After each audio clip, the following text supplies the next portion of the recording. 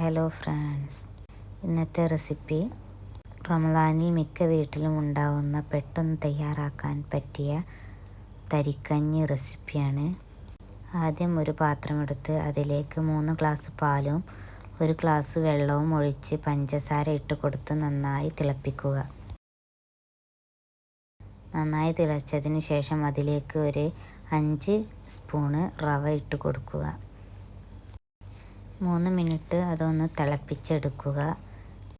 ഇനി അതൊന്ന് തൂമ്പിച്ചെടുക്കാം.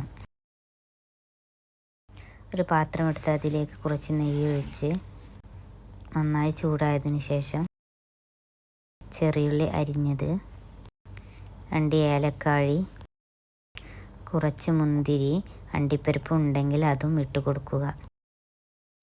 അങ്ങനെ അത് കളർ മാറി ഈ പരുവത്തിലാവുമ്പോൾ നമ്മൾ റെഡിയാക്കി വെച്ച തരിക്കഞ്ഞിയിലേക്ക് ഒഴിക്കുക.